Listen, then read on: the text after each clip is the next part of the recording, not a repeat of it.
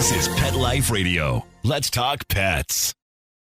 Is your pet stressed out? Does your pet need annual vaccines? Which pet is best for a child? Would you know if your dog was in pain? Pet Life Radio presents The Pet Doctor, where you'll learn everything about keeping your pet healthy and happy. From pet care, pet meds and grooming, to pet food, pet insurance, and dental care, this is the place to find out everything there is to know about pet wellness. Whether you have a dog, cat, reptile, or rabbit, you'll find answers for your pets straight from the vets, because it's your pet. Health matters. Please welcome your Pet Doctor host, veterinary media consultant and veterinarian, Dr. Bernadine Cruz. Last week, I spoke to an infectious disease expert on the current novel coronavirus pandemic and how our pets may be affected. If you haven't heard that podcast, please go to Pet Life Radio website and check it out. Today, my guest and I are going to chat about issues that can arise as a result of us hunkering down during our self-quarantine social distancing. Our pets are loving it. Finally, their humans are home and can pay more attention to them. Whoopee! With this closeness can come potential problems in and outside of the home. My guest is Dr. Tina Wismer. She's a veterinarian, board-certified veterinary toxicologist, and diplomate of the American Board of Toxicology. She are really smart. Dr. Wismer is also medical director of the ASPCA's Animal Poison Control Center. We'll be right back.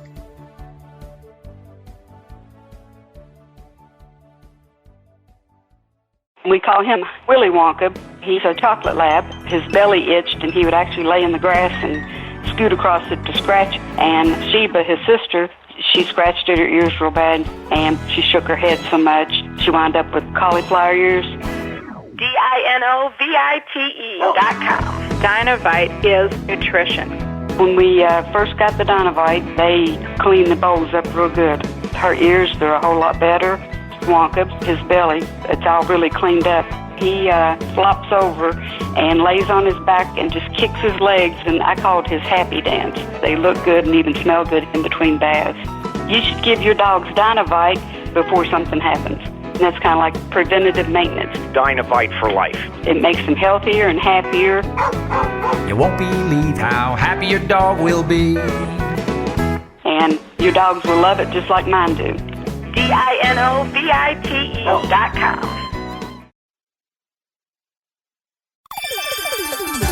Let's talk pets on PetLifeRadio.com.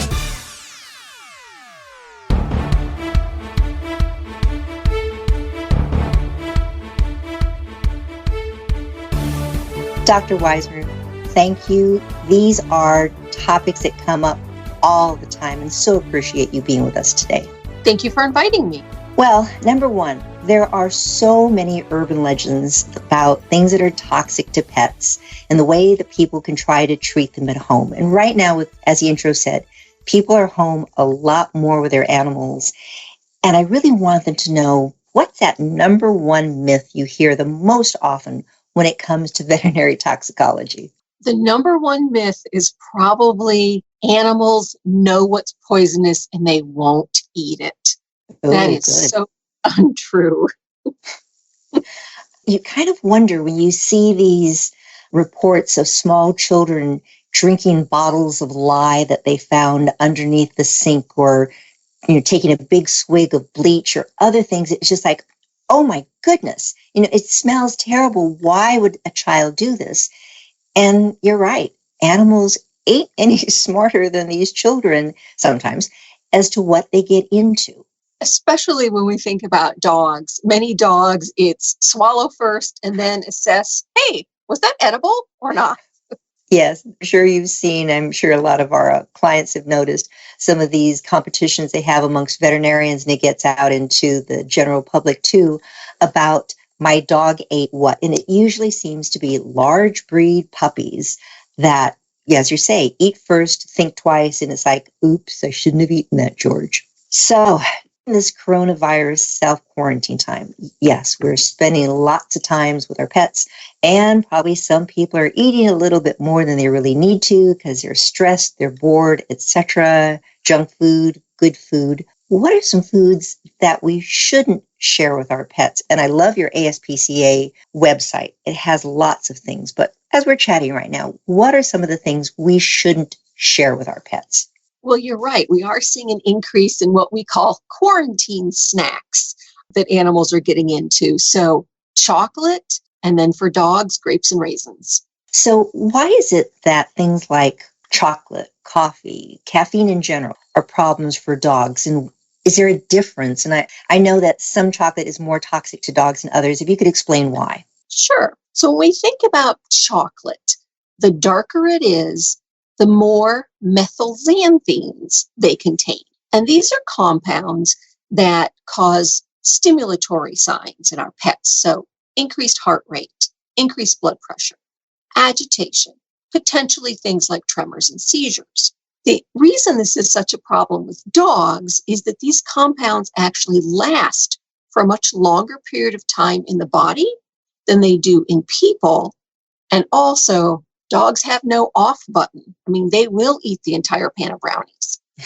Well, I know I kind of feel like doing that sometimes myself too. You'd mentioned grapes and raisins. And boy, I remember, and I've been a veterinarian now for a period of time, but maybe 15 years or so ago, if you had a dog that you were trying to have it lose weight, you go, oh yeah, one of the things you can do is dogs like grapes. They're really sweet. You can freeze them and use them as little treats.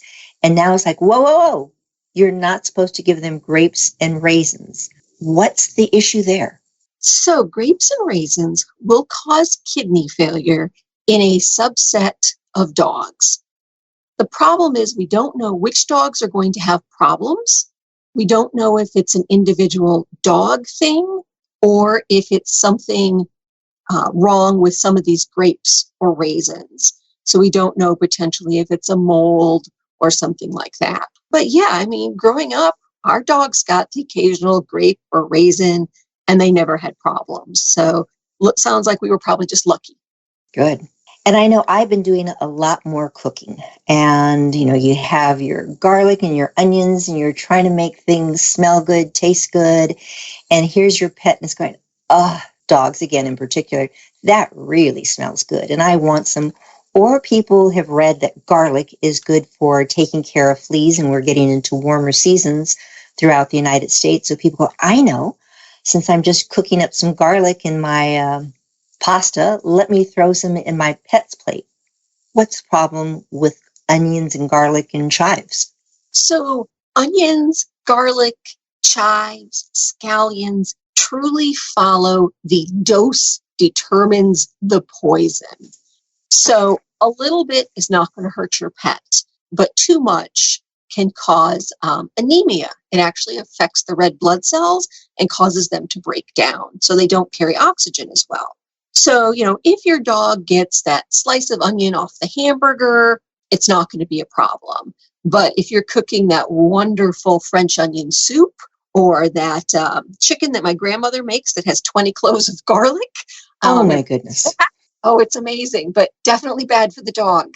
Oh, but it sounds fabulous. I think I need that recipe when we get off air. So it's really very dose dependent. That's good to know. Yes. And does it do anything for fleas? I've always said no. It does not. It doesn't hurt the fleas. Fleas still will bite your dog. So I'd use something else that we know works.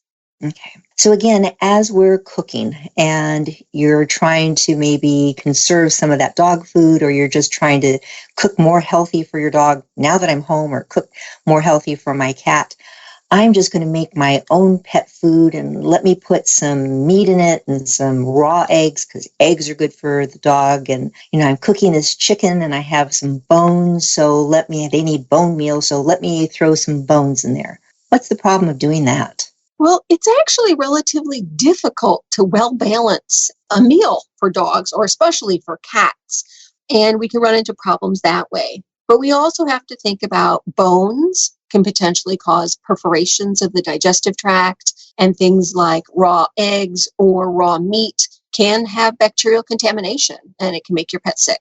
I think that's good to know, because oftentimes people say, well, in the wild, the dog would eat the bones. And, I've been feeding my dog bones for years. And I'll always remember this one case. It was a Hungarian chiropractor that came in with this huge, very nice Great Dane, and was having some GI issues, vomiting, diarrhea. So I asked my usual questions, has it been fed anything different? has been fed anything like bones? Oh, yes. I give it 2 whole cooked chickens every day. Really? Yep, that's what we always did at home, and that's what I do for my dog. And this dog never had a problem with the cooked chicken with the bones and everything, all just kind of, here's your chicken, rotisserie chicken, until this one chicken just didn't stay down. So if you've been lucky in the past feeding your pet these things, good idea, stop it. I have to confess, I love salty things. Thankfully, I don't have high blood pressure, because if I do, I'm probably just going to have to, I don't know what I have to do. So salty snacks, people sitting around now watching Netflix and eating their chips. Is it okay to give some to a dog? Sure. So things like, a little bit of popcorn, 1 or 2 Doritos or Cheetos aren't going to be a problem. But remember, snacks should not make up more than 10% of the pet's calories for the day. So with some animals, that can, pile up pretty quickly. That's probably true for us too. Watch what you're eating. And it seems, again, we keep talking about dogs. And I know my cats, if I'm eating a chip or I'm eating a cracker, they love it. It's like normally they want to lick it and chew on it and then they don't swallow it, but at least they show an interest. It's like, all right, that's a little different. Yes, I have one that's obsessed with any kind of, cheese flavored product, whether it's little cheese crackers or like the nacho cheese Doritos. She's all about that. Who knows about their little taste buds? That's right. So we're trying to be good. We're trying not to eat too many of our snacks and sweets. So we go to the store and we find these diet cookies because, all right, I can eat a tray full of these cookies and it only has as many calories as 6 regular Oreos. A lot of these diet foods, drinks, gums, etc., have a product in it called xylitol. I would love you to tell us about the problems, Dr. Wismer, with xylitol. So with xylitol, this is once again just a dog thing. So xylitol sounds like it begins with a Z. It actually begins with an X. It's XYLITOL. And it is a sweetener that's used in a lot of like low carb or sugar-free type products. And in people, it's great because it doesn't cause your body to spike blood sugar or to increase insulin secretion. But unfortunately, in dogs, what it does is it stimulates the pancreas to secrete insulin. So it can actually drop your blood sugar. And if you get enough of it, it can actually cause liver failure. Oh, my goodness. So if you need to eat those products yourself, eat them, but do keep them away from your pet. Dogs have an amazing nose, as we all know. So you may need to really zip up your purse, get things out of your pockets because you just kind of leave it around the house and things for the pet to get into. A lot of us have been going to the grocery store and finding the shelves are rather bare when it comes to things like, yes, our toilet paper, but also bread. So people are going, I'm going to be home. I remember at one time I made yeast bread, or I've always wanted to try making yeast bread. So they start making that bread, or along the same lines, they're a little bit frustrated, nervous, whatever at night. And as they're watching TV, they're drinking their alcoholic adult beverage. How are alcohol and making bread related and the problems? Sure. So when you add yeast to bread, what the yeast does is it actually converts the sugar in the dough to carbon dioxide. That's why the bread rises, but also into alcohol. So pets that eat dough, yeast dough that hasn't been cooked yet, can actually become drunk and bloated. So drinking alcohol, if you say, the dog would like to have a taste of beer, what's the problem with giving them a little bit of beer? Yeah, so once again, dose determines the poison. 1 drink of your beer, 1 lap, probably not going to be an issue for your dog or cat. However, if you're having something like a lovely White Russian, where the cream attracts animals and they drink the entire drink, they can actually become very drunk, comatose. It can drop their blood sugar. And just like you or I, too much alcohol actually numbs the receptors in the back of your throat that tells your epiglottis to close, the part that keeps the vomit out of the respiratory tract. So animals can actually vomit and die from aspiration pneumonia secondary to alcohol poisoning. So try to think positive thoughts. If you're getting stressed and you feel like having another drink, how about petting your dog, taking it for a walk, playing with your cat? Do something. So take pets, not pills, not drugs. It's a tough time, but our pets will help get us through this. I know mine are definitely. Okay, I'm home and I have found that I'm looking at my office going, my shades are kind of dirty. I've been meaning to clean them. I guess now's the time to do my spring cleaning a little on the early side. There are so many urban legends about different cleaning products that can be problematic, and some that can just downright be problematic. So I'd like to kind of go through some of the lists that you have on your ASPCA list. Number 1, essential oils. We want the house to smell nice. So essential oils. Is there a problem using them?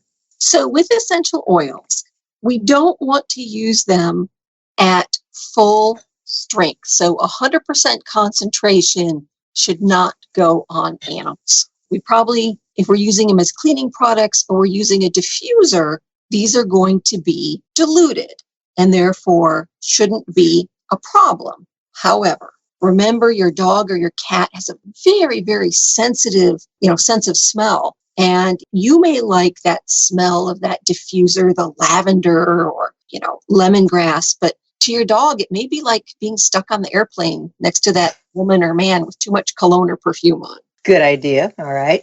We're trying to keep things clean. So we're told right now to disinfect, clean using a dilute bleach solution. Bleach, there's those really concentrated ones like Ultra Clorox. Is bleach a problem? As you just said right there, concentration is the key. So if you're using the recommended 1 part bleach to 10 parts water, that is going to be relatively safe for pets, right? You still want to keep them out of the area until it's dry, wherever you're using it, but that would not be harmful for your pet. But yes, if they do get into that container of the concentrated bleach, that can actually cause chemical burns in the mouth and in the stomach. A lot of people used to have housekeepers coming in to take care of their homes, and now it's like, no, I get to do this myself, and I kind of forgot that cleaning the house wasn't the most fun in the world, so let me use products that are going to make this a little easier. So let me pick up one of those wet jet products or Febreze so it smells good and it's easier to use. I know several years ago that there was just a myth going around, or there was on the internet, there was this viral push that Febreze would be causing problems for pets. Pretty sure that was debunked, but for those that hadn't heard or may still be concerned, is there a problem with Febreze? So it's not an issue around dogs and cats. It's mostly water, cornstarch, fragrances. So these are quite safe to use around your pets. Now, birds are another story because birds, of course, have that different respiratory tract that's very sensitive. So we don't want to spray anything that smells good. So that goes back to our essential oils too. We don't want to use diffusers if we have birds. Good to know. Well, I'm speaking right now to, as you can tell, an extremely educated, well-versed in toxicology guest, of course, because she is a board-certified veterinary toxicologist, Dr. Tina Wismer. We're going to be right back after this short break. Please have a seat in the waiting room. The doctor will be with you shortly, right after these messages.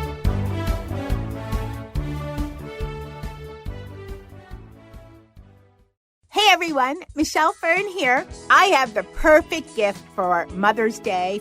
I can't visit my mother-in-law as much as I'd like to, and that's why I love the Skylight Frame. It's a touchscreen photo frame that you can email photos to, and they appear in seconds, so my mother-in-law can see the pictures right away. And I have a great savings for you. Just go to skylightframe.com/pet and you'll save $10. That's right, skylightframe.com/pet, PET, and you'll save $10. And get ready to receive sheer happiness thank yous from your recipient because they will love this.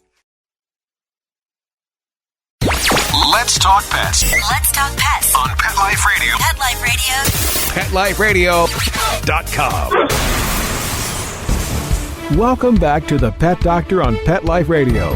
The doctor is in, and we'll see you now. Dr. Wismer, getting back to things that are in the house as we're trying to keep things clean, etc. You want to have a nice, clean toilet. Not a lot of fun to talk about, but yeah, pets like to stick their noses in there. I had an older cat with some kidney issues, and she liked that big, huge bowl of water, even though she had multiple bowls all over the house. Yes, we can close the top of it, but sometimes you're home, you have kids, it's open, whatever. So how can you safely clean your toilet if your pet wants to drink out of it? Sure. So if you're using a product that you're putting directly into the bowl, go ahead and use it, flush the toilet when you're done, and the dilution will make it not a problem for our pets.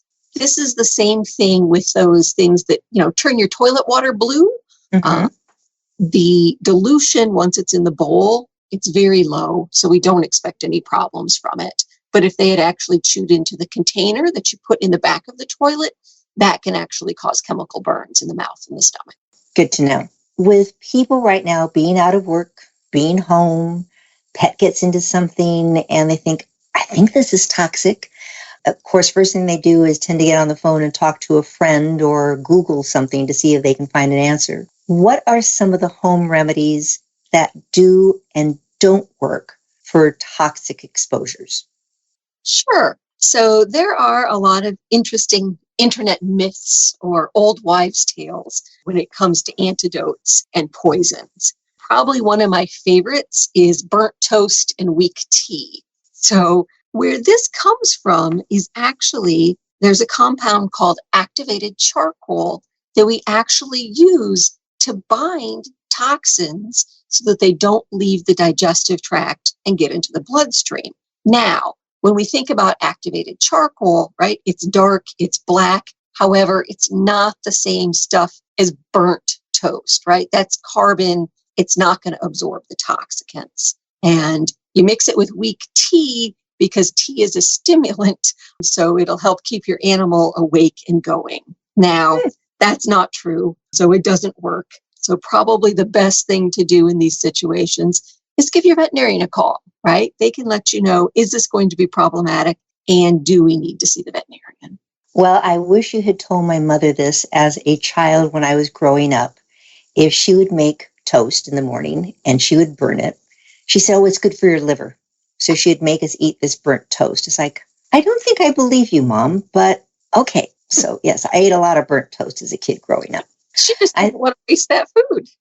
Of course. I think probably one of the most important things, yes, as you're mentioning, call your veterinarian. But your site, ASPCA, a poison site, is just fabulous. Tell us a little bit about that site, because I know it is so important for people to utilize. Yes, so ASPCA.org has quite a few articles on things that are toxic and things that aren't. So you've got toxic foods and foods that you can safely feed your pets. It also has a really nice section on toxic and non-toxic common plants. So that's a great place to start. We also have an app that's free, and it's ASPCA Poison, and you can download that to your phone. That is great. And I love the idea that you just brought up about plants, because when we finish this conversation, I just got some plants yesterday, and my local nursery is so wonderful. You can call in, tell them what you want, because they're closed to the public, and then they will bring the plants out to your car, load it in your car, you wave goodbye, and you're on your way. So I'm looking forward to getting outside and putting some tomato plants in the ground. But I know there are a lot of toxic plants out there. What are some of the ones that people might not think about, and some of the myths that you've been mentioning before? Yes, so when we think about toxic plants, let's talk about cats first. Probably some of the worst plants out there are members of the true lily family. So Asiatic lilies, Easter lilies, stargazer lilies, all of these are highly toxic to cats, and a bite or two is enough to put them in kidney failure. actually even growing the pollen off of themselves can cause problems. So no lilies if you have cats. Good to know. I know some of the plants seem to be more of an irritant to the mouth or to the stomach, so not necessarily toxic dead, but still toxic, very uncomfortable. So your site, ASPCA Animal Poison Control site, has so many of these plants that are listed. What I've always wanted, maybe this is a project for ASPCA, is I know when I used to go to the nursery and, they would have on their label, this is the kind of water it needs and this is the exposure it needs, all these growing tips, but it never really said if something were toxic to a pet. And I would love to know what is pet safe. Yes. So certainly our website has pet safe plants on it. So things like, African violets, if you're looking for a house plant, or spider plants. Those are all great choices. And one of the problems with plants is you kind of need to know the Latin name of what plant you're buying, because common names can be dangerous, because you can have the same common name for plants that are pet safe or that are potentially deadly. Good to know. One of the things that I do for my cats is we're in a condo and they don't get to roam around and chew on grass, which I know cats love to have that roughage, is I just bought some cat grass seeds, and I think it's ryegrass or something like this, and it just grows so easily and so profusely in a pot, and they'll go out there and they'll munch on that. So of course cats do what cats do after they eat grass, is bleh, and spit it up, but they like it. Some of it stays down and it gives them something a little bit different to tickle their palate with. Yeah, excellent, good choice for, environmental enrichment. So with environmental enrichment, we can't get our cats out, most of our cats, for a walk. There are those cats that do go for walks. But people are now really getting out for more walks with their dogs. And I think sometimes the dogs are going, can we just stop now? I'm tired. This is my 4th walk of the day, guys. But when they're out there, they're going, ooh, these are fun things. What's out here? New smells, new sights. And I found a tennis ball. And I know that's one of the myths, that tennis balls, as a dog is just chewing on it, that it will explode in their mouth. Where did that myth come from? So this myth actually came from the West Coast several years ago. And what actually happened was someone didn't like dogs roaming free in a park, and they actually made homemade balms inside the tennis balls. So your regular tennis ball that you're giving to a dog is fine, but just don't let them run and pick up random balls in the park unless you check it out first. Good idea. Sad to say. So yes, keeping your dog away from just getting in the bushes sometimes, because somebody could have they were having some fried chicken. And instead of walking over to the trash can, just, we'll throw it in the bushes. It's organic. It will decompose. And then your dog goes along and is off leash and gets into the bushes and he comes out chewing on something. It's like, what are you chewing on? By the time you open its mouth, it's gone. So you don't know what could be in there. Insecticides, herbicides, whatever, rodenticides. Still probably safer, keep that kid on maybe even just a long extendo leashes, which I typically don't like, but you know where your pet is at all times. With trying to snack on things they're not supposed to, one of the things I was looking on your website and thought, I didn't realize this was a problem other than maybe breaking some teeth, was crunching on ice cubes.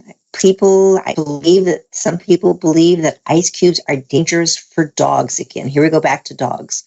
What is their belief about these ice cubes? Yeah, so this was an internet rumor a few years ago that basically stated that if you let your dog have ice cubes on a hot day, it would actually bloat, right? Its stomach would enlarge, it would flip, and it could kill the dog. This is not true. If we have a dog that does tank up on a lot of water on a hot day, they can bloat, but we don't expect the ice cube part of it to be an issue. So here are some of the common things. You are getting told from the people that are answering the phones, I had this call. What are some of the things that are trending right now of concerns for toxic exposure, things that are injuring animals at home? Right now, we're seeing a lot of cold medications being ingested. It's that time of year, the flu's going around along with allergies. So animals are getting into medications. We know that dogs and cats should not have ibuprofen. It can also cause stomach ulcers and kidney failure, while things like acetaminophen, which is the active ingredient in Tylenol, can also affect the liver or even change your blood so it can't carry oxygen. So we have cold medications, people being home in so many states. We have, getting back to the topic of, I'm bored, I'm anxious, I need something for my psyche.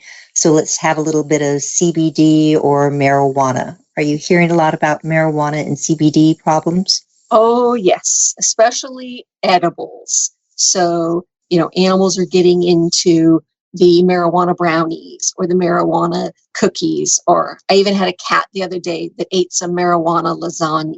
Kitty. Oh, I guess it was the cheese. Okay. Animals, once again, they don't know what a normal, quote unquote, dose of THC or CBD is. So they will tend to eat all that's available. So in some cases, we'll see animals just being a little, well, for lack of a better word, stoned, right? They're kind of wobbly, they're a little disoriented. But with high enough doses, and especially if we're mixing it with chocolate, we can actually see these guys have heart problems and potentially coma. These are just some awesome things that you've told us about to be aware of, even after we get done with our social distancing and we're out and about again. If you had to somewhat wrap up in the last few minutes, those things that you've seen that people inadvertently do to their pets, expose their pets, what are your words of wisdom? Especially once social distancing is over, I want to remind people that you may know not to leave your backpack or your purse on the ground, but your visitors, your family members, they don't know that. And especially a dog getting into grandma's purse can really have serious problems. Good idea. So be careful when family comes back over the house, yourself. If you have children in the house too, sometimes, just even the toys are getting into, not exactly in the same realm of what you need to typically discuss with people that are calling in. With your service, the ASPCA Animal Poison Control, is there a fee for this? Is it 24/7? How can they access this? Sure. So we can be reached by phone 24 hours a day at 888-426-4435. And there is a consultation fee of $75. And that includes any calls that you need to make or that your veterinarian needs to make on the same case. Great. And so it's ASPCA.org also. It's just a little easier for somebody to, instead of trying to remember that number. Is that correct? Yes. And you can certainly find that information on our website. Fabulous.